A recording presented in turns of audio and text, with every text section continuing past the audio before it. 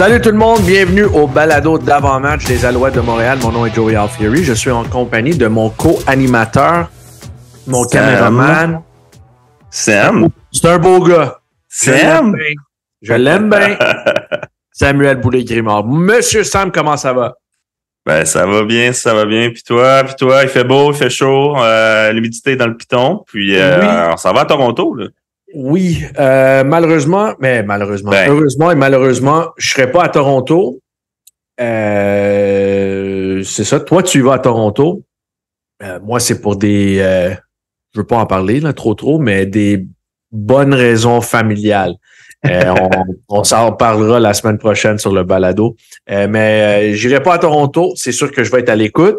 Mais toi, tu vas aller à Toronto. Puis écoute, c'est 2 matchs de suite contre les Argos. On va en parler un peu plus tard dans ce balado. Mais c'est 2 gros matchs. Il faut gagner les 2 si on veut terminer en première place dans la division Est. Il faut absolument gagner ces 2 matchs-là. Et il y a quand même du travail à faire si tu gagnes les 2 matchs. Donc, exact. Ouais, on verra bien. Je veux regarder, juste parce qu'il faut regarder vers l'arrière.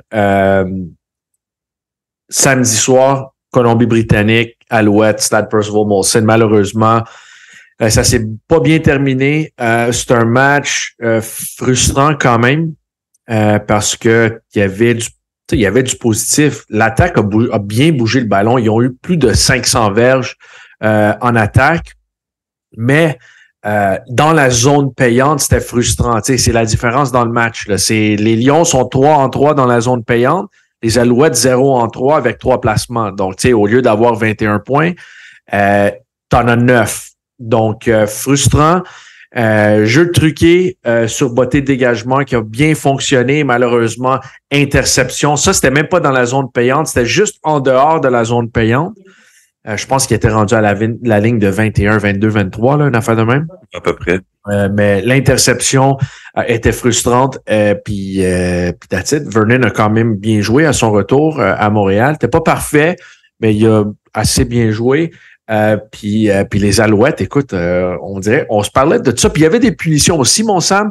C'est un flashback à 2022. Là. Il y avait tôt dans la saison, c'était pas efficace dans la zone payante, puis prenait trop de punitions. Soirée frustrante parce que je pensais, moi, à mon avis, les Alouettes étaient la meilleure équipe de ce game-là. Est-ce que d'après toi, ça a été justement là, un élément, l'élément qui a changé le cours du match, là, vraiment, là, si c'était pas des 0-3 dans la zone critique, là, est-ce que tu penses que ça a changé le match au complet? Ben oui, parce que la game a fini quoi? 35-24. Que ce soit 1-3, on a un autre game. 1-3, t'as un autre game. Puis écoute, et c'est ça que je veux dire. Tu sais, je suis pas là pour dire, parce que dans le live d'après-match, il y avait beaucoup de critiques envers Cody Fajardo, OK? Puis la décision qu'il prend sur l'interception, la première interception quand il vise Austin Mack dans la zone début, c'est pas une bonne décision, là. Ça, je suis entièrement d'accord avec toi. Mais pas avec toi, mais avec le monde, les partisans. Ouais. C'est pas toi qui l'as dit. Comprends. Mais, tu sais, tout le monde qui met ça sur le dos à Cody, je vois pas ça comme ça. Je m'excuse, mais je vois pas ça de même. Tu sais, c'est-tu une raison pour laquelle ils ont perdu cette interception-là? Oui, absolument. Mais, tu sais, il y avait des moments où les demi-défensifs, à 2 reprises, t'aurais pu aller chercher le ballon. Tu sais, Vernon a lancé ça dans les mains des demi-défensifs des Alouettes.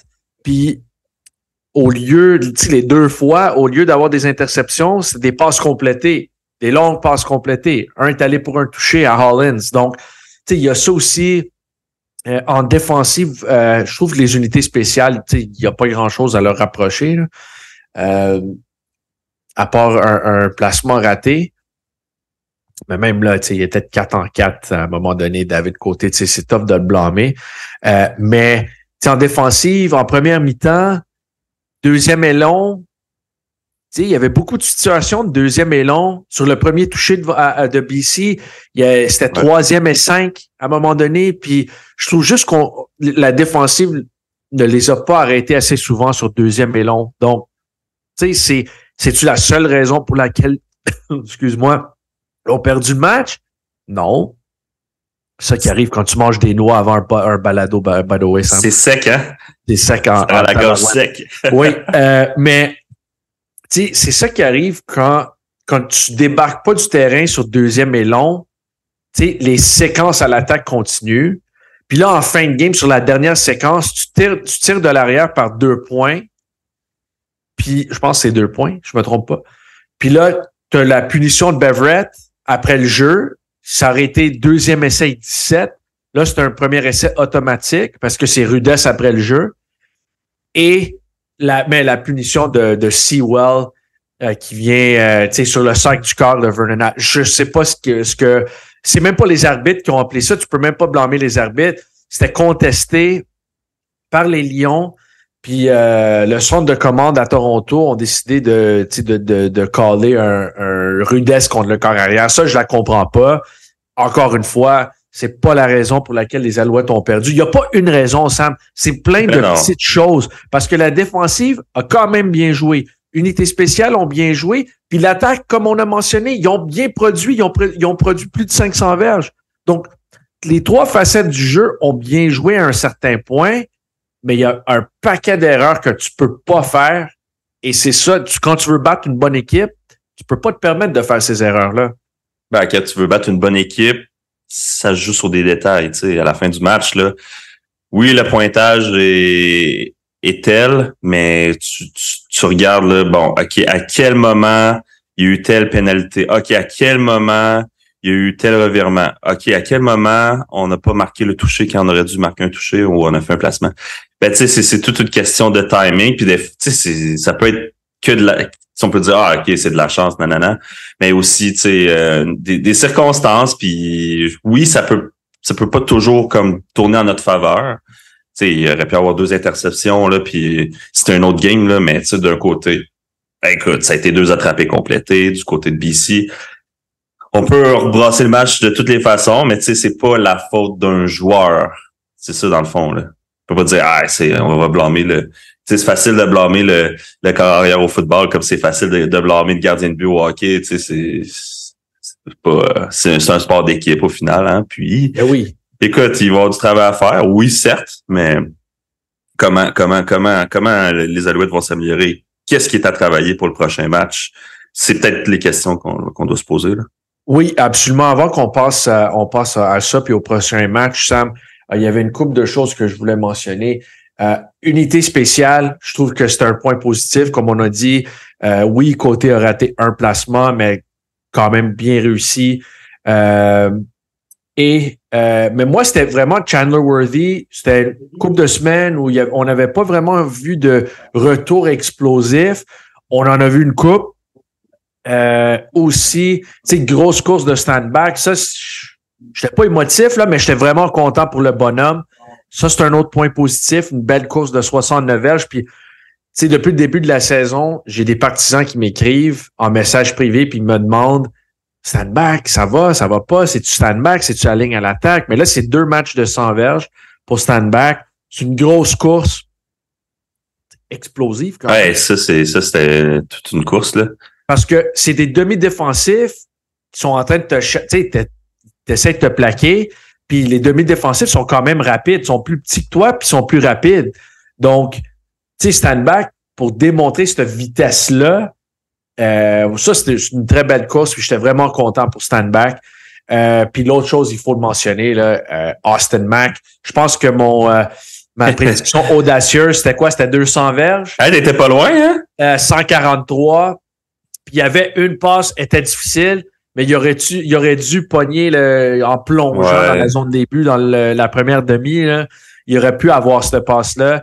Donc, tu sais, ça aurait été vraiment proche des 200 verges. Je pense que j'ai dit 200 verges, 3 touchés. En fin de compte, c'était seulement 143 verges et un touché. Mais moi, plutôt, on se parlait de ça, Sam, puis on regarde les stats. Le meneur pour les verges sur réception cette année dans la Ligue canadienne de football, mon Sam, c'est qui?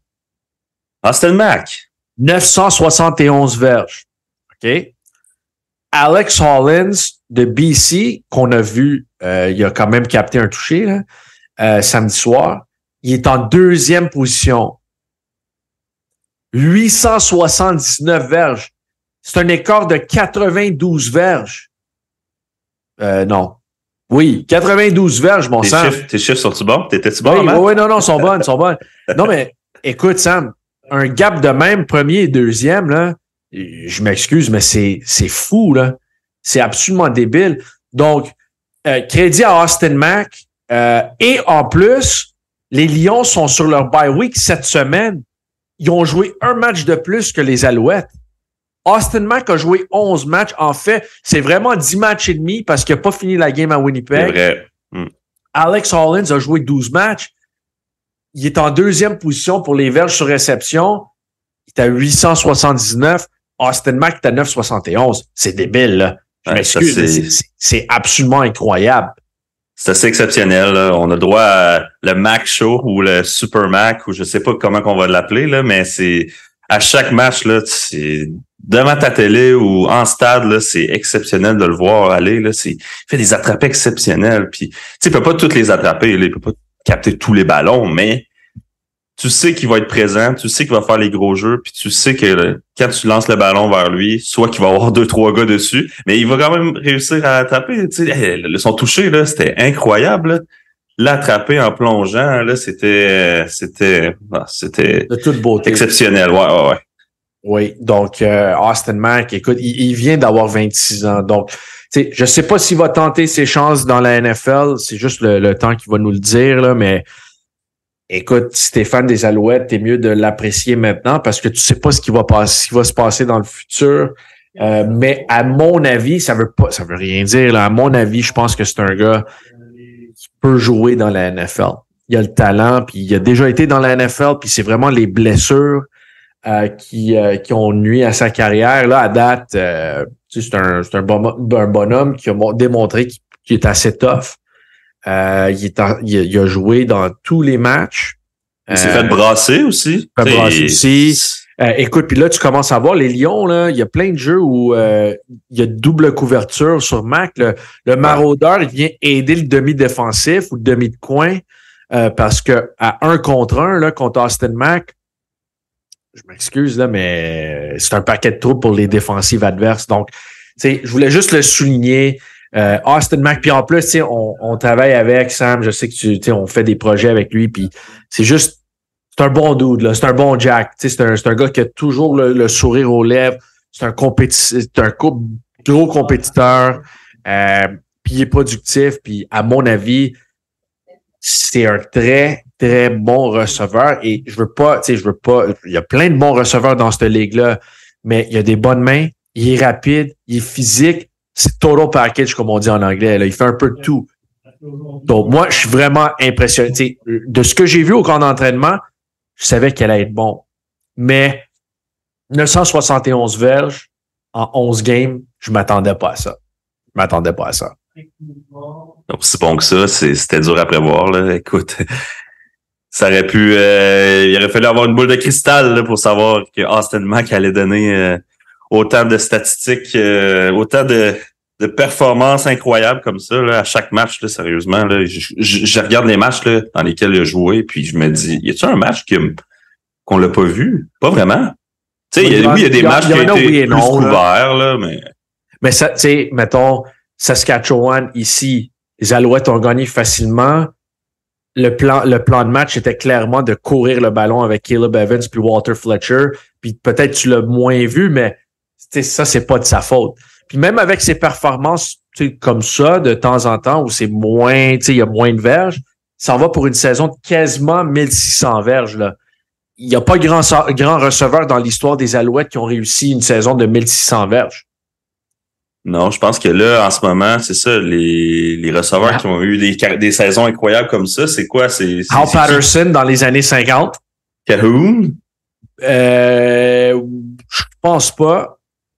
Cahoon, Richardson, ils n'ont pas eu la même saison. Richardson a connu une énorme saison de comme 1777 verges, je me trompe pas. Jermaine Copeland a connu une grosse saison dans les débuts des années 2000. Mais peut-être je me trompe. Je vais te le dire tout de suite. Mais pas sûr que Ben a eu... Pas sûr que Ben a eu... Tu vois, la meilleure saison de Ben Cahoon, mon Sam, c'était 1561 verges. C'est en 2003. Austin Mack, à date, s'en va pour 1589. C'est la première année dans la ligue, là. C'est la première année dans la ligue. Puis Richardson, donc Al Patterson en 1956, c'est 1914 verges en 56. Jamal Richardson en 2011, c'était 1777. Puis Jermaine Copeland en 2003, c'est 1757. Ben Cahoon, 1561. Puis c'est les 4 seuls qui ont capté plus de 1500 verges dans une saison en tant que receveur des Alouettes. Donc, il peut devenir leur cinquième receveur dans l'histoire des Alouettes à atteindre le plateau des 1500 verges. C'est débile, là. Dans le top 5. 1500 verges, c'est fou. Ouais, c'est hallucinant. Ben, on lui souhaite. On lui souhaite, hein. On sait pas ce qui va arriver. Mais continue comme ça. On touche du bois. Ah ouais, Austin continue comme ça. Ah ouais, Austin continue comme ça. All right. J'aimerais parler, on va se parler de le match qui s'en vient. On va essayer de pas regarder trop vers l'avant parce que c'est 2 matchs en moins d'une semaine. C'est samedi à Toronto, puis le vendredi après à Montréal. 2 matchs back-à-back. Argonauts, Alouettes. C'est sûr que les Argos, c'est peut-être la meilleure équipe dans la ligue, là, après que Winnipeg avait perdu encore. Les Bombers ont une fiche de 9-3. Toronto a une fiche de 9-1. Donc, les Bombers ont joué 2 matchs de plus que Toronto. Toronto, évidemment, ont leur semaine de congé. Ils ont toutes utilisé. Argos, 5 victoires, aucune défaite, BMO Field. Mais écoute, ça sera pas facile pour eux autres non plus, là. Eux autres qui ont joué lundi. Je sais qu'ils ont joué à Hamilton, c'est pas loin, là. C'est 45 minutes de route, mon Sam, sans trafic. Mais quand même, lundi à samedi, c'est semaine courte. Les Alouettes ont une semaine complète, samedi à samedi. Tu sais, de ce qu'on a vu cette année, les équipes qui jouent sur 2 matchs en 5 ou 6 jours, c'est compliqué. Mais moi, je pense que même si ça serait semaine normale pour les Argos, je pense que de ce qu'on a vu, puis on a vu le beau discours de Sean Lemon dans le vestiaire après le match. Si vous l'avez pas vu, vous pouvez retrouver ça sur les plateformes de réseaux sociaux des Alouettes. Je pense que les gars sont frustrés, là. Je pense que les Alouettes sont pompés, sont frustrés. Puis, tu sais, il y a même Cody qui l'a dit à l'entraînement. On enregistre ça mercredi après-midi. Mais Cody a dit à l'entraînement de mardi, on sait qu'on peut compétitionner avec toutes les équipes dans la ligue, mais il faut commencer à battre les bonnes équipes. Puis c'est ça, tu as l'opportunité de faire ça samedi. Puis je pense que quand tu vas battre une bonne équipe, une des équipes élites de la ligue, mon Sam, je pense qu'il va y avoir un déblocage un peu, là. Puis je pense que là, tu vas trouver des Alouettes en confiance. Et tu penses que ça va avoir un effet domino? Je pense que oui. Ben, écoute, ça se peut. Ça se peut bien. Je le souhaite parce que là, c'est sûr que t'as comme une cible là, sur le dos. Là. C'est OK, t'es pas capable d'achever contre BC, t'es pas capable d'achever contre Winnipeg, t'es pas capable de... Écoute, Toronto, c'est la force, c'est les champions de l'an passé. Est-ce qu'ils vont nous attendre de pied ferme? Je crois que oui. Ils veulent pas en laisser passer une. T'as des gars, tu sais, mais eux autres aussi, là, ils ont des gars fatigués, ils ont des gars blessés. Je veux dire, ils peuvent en connaître une mauvaise aussi, là, tu sais. Ils peuvent la prendre peut-être trop, ils peuvent nous sous-estimer, nous prendre à la légère aussi. Peut-être que c'est ça qui va se passer. Je sais pas. Mais j'espère que, en tout cas, j'ai aucun doute sur le fait que les Alouettes vont sortir fort. On va vouloir rebondir du côté de la troupe de masse. Oui. Ça, c'est certain à 100%. On s'attend à un gros match, je pense. Je pense que oui. Ça va être, je pense que ça va être bon. Ça va être bon. Puis, je sais qu'ils ont la... Puis Sam, toi, écoute, t'es allé au BMO Field plein de fois, là. Je sais c'est pas les plus grandes foules, mais c'est une foule bruyante quand même. Je pense Je pense que le DJ les aide un peu. Là. Je pense qu'il y a un peu de son qui rentre du son artificiel, mettons. Là. Ouais, on va dire ça de même. Je pense qu'on va dire ça de même. T'es poli. Mais c'est quand même un stade qui est assez bruyant quand même s'ils ont 12-15 millions de personnes, 12-15 000 personnes. Il y a du monde. Ouais, il y a du monde. Il y a un peu de monde, mais c'est pas facile de gagner à BMO Field. Puis Chad Kelly, de corps arrière à Toronto, connaît toute une saison, vient de signer une prolongation de contrat, 3 ans. Je pense que c'était 1,8 quelques millions. Là. Ouais, quelque chose comme ça. Oui, c'est ça qu'ils ont dit dans les médias. Donc, tu sais, ils ont une bonne équipe. Ils ont dominé Hamilton en début de match. Tu sais, c'était 17-0. Puis après le premier quart, lundi contre les Tiger Cats. Puis en plus, c'était 17-0. Puis Chad Kelly avait lancé une mauvaise interception. Là. Puis c'était quand même, il y avait l'avance 17-0. Donc, tu sais, c'est une bonne équipe. C'est une équipe qui peut lancer du jeu explosif par la passe, bon jeu au sol. Donc, tu sais, il faut s'assurer de garder ce match-là assez serré parce que si eux autres, ils ont une grosse avance, ils vont courir le ballon souvent avec AJ Ouellet. Puis c'est un très bon demi-offensif. Puis ça va devenir compliqué d'arrêter le jeu au sol. Donc, tu sais, moi, je pense, mais moi, honnêtement, je sais qu'on va embarquer dans nos prédictions audacieuses, là. Mais je pense que les Alouettes vont être prêts. Je pense que tu vas voir une équipe qui va marquer des points. Puis je pense que la défensive va être frustrée. Là. Je pense que la défensive va amener leur A-game, puis je pense que tu vas voir la meilleure de l'unité défensive des Alouettes. Tu voulais-tu ajouter un point à ce match-là avant qu'on passe aux prédictions audacieuses? Ben, je pense frustré, oui, mais je pense qu'il faut utiliser la frustration du bon côté. Hein, oui. Il ne faut pas commencer à écoper de pénalité parce qu'on est frustré ou on est impatient puis tout ça. Fait que ça va être ça à gérer aussi pour chacune des unités des Alouettes. T'es-tu prêt, mon chum? Ouais. Vas-y. Tu y vas-tu en premier? Ben, comme tu veux. Vas-y, je vais trouver la mienne parce que là, j'hésite. Là. OK. J'aime ça. J'aime que tu as fait ta préparation à l'avance comme ça. OK. Moi, ça va être 5 sacs du corps par Sean Lemon. 5? Je pense qu'il est rendu à 96 pour sa carrière. Je pense que il va finir la game avec 101 sacs du corps. 101 sacs du corps après ce game-là. Donc, je pense que ça va être 5 sacs du corps pour Sean Lemon. Ma prédiction audacieuse. C'est une bonne prédiction. Ce game-là. Oui. 5, fait que tu vas être rendu à 101 sacs. On est mieux de préparer le visuel sans sac du corps, là. On est mieux de préparer quelque chose, là. Oui. 5 sacs. Je sais pas si c'est déjà arrivé dans sa carrière. Ça a été fait. Dans sa carrière, je sais pas. Ouais, lui, je sais pas. Dans l'histoire des Alouettes, ça a été fait. Je me rappelle que Dwayne Butler, en secondaire, l'avait réussi contre Winnipeg. Tiens, je l'ai ici. Dwayne Butler contre les Blue Bombers. Je pense que c'était son premier match avec les Alouettes. C'est un ancien Blue Bomber. C'est-tu un ancien Blue Bomber? Ou c'est un ancien Tiger Cat? Il a signé avec les Alouettes un secondaire, puis son premier match. Premier match, il blitzait comme c'était débile. Le Don Matthews, il envoyait le blitz tout le temps. C'était le 24 juillet 2003, 5 sacs du corps pour Dwayne Butler. Puis le 9 septembre 1999, contre les Bombers encore, Elfrid Payton a réussi 5 sacs. Donc, il y a 2 joueurs de l'histoire des Alouettes qui ont réussi 5 sacs dans un match, et c'est Elfrid Payton et Dwayne Butler. Il y a personne qui a eu plus que 5. Je pense que Sean Lemon va en avoir 5. Donc, il va rentrer dans l'histoire contre son ancienne équipe. Contre son ancienne équipe. Ben, une de ses anciennes équipes. Ouais. il y en a quelques-unes. Ouais. OK, moi, je dis que... All right. On aura droit à un placement de 55 verges. Ça arrive pas souvent. Ouais, je sais, mais c'est pas assez. Là. 57?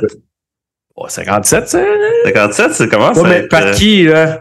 Par Boris? Par côté? Par David? Ben, David? Ben oui. Je suis correct avec ça. Un placement de 57. 57, ouais. Avec plus de temps restant au cadran? Ben, si je vais là, c'est très audacieux, mais ouais, on peut dire ça. Avec 0-0 au cadran. Mais d'habitude, si tu essaies un placement de 57, c'est parce que tu mènes par mois, tu sais, Ouais, c'est ça. Par moins de 7 points. Tu sais, mettons que tu mènes par 5 ou 4 ou même 6, puis tu veux tenter un placement pour vraiment mettre fin à la game, ou il reste plus de temps au cadran, puis tu perds par 2, par 1, ou c'est match à égalité, puis t'essaies ça. Donc, tu sais, c'est possible. Je pense que la plus longue dans la carrière de David, c'est 55, si je me trompe pas. Il me semble que c'est ça. Donc, écoute, c'est possible. Puis si je me trompe pas, le placement de 55, il l'aurait réussi de 57 aussi. Donc c'est faisable. Je dis pas ça de même, là, c'est ça. Alors, on a les preuves. C'est quand même audacieux, là. C'est 57 verges, c'est gros. Puis il y a souvent du vent à Toronto. Donc il va vraiment falloir avoir le vent dans le dos s'il va réussir ça, pas dans sa face, parce que vent dans sa face, 57 verges, ça va être compliqué. Là. Je te dis, ça va arriver, là. Les fans des Argos vont être dans le parking en train de partir leur char. Puis là, 0-0. Le fan des Argos. Le fan des Argos.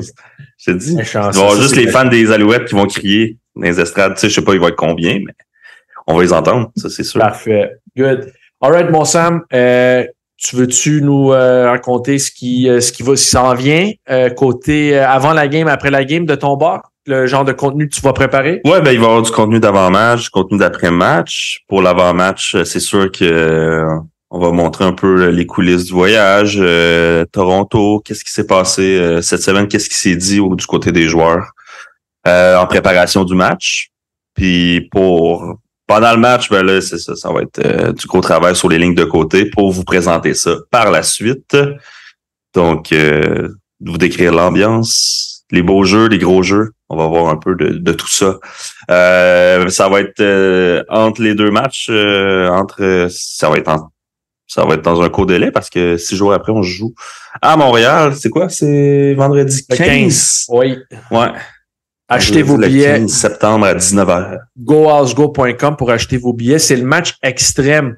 Donc, je sais que c'est très populaire avec nos partisans, mais je pense que c'est le show de BMX la mi-temps.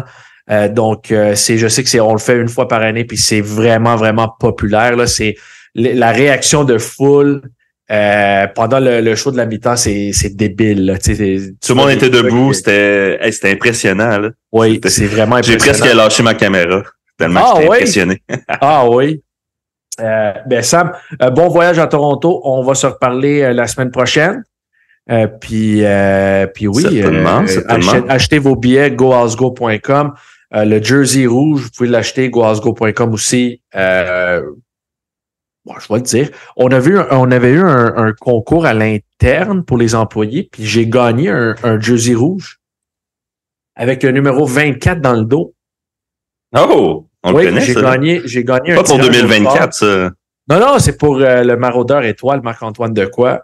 Donc, j'ai gagné un jersey rouge, mais je pense qu'il y a des membres de ma famille qui ont, tu sais, Noël s'en vient. Puis il arrête pas de me parler du jersey rouge. Ah ouais, il est vraiment beau le jersey rouge. Puis là, j'ai fait comme ouais, achète-toi un. Puis là, c'est comme mais Noël s'en vient. Puis OK, mais peut-être donc c'est possible qu'il va falloir que j'achète une coupe de jersey rouge pour la famille. Pourquoi pas mettre un 24 ou un 81 sur un jersey rouge? Ça serait bon. Donc, vous pouvez acheter votre jersey rouge. GoHouseGo.com. Puis il y a la nouvelle collection aussi de Turf Traditions, l'ancien logo des fins des années 60, début 70,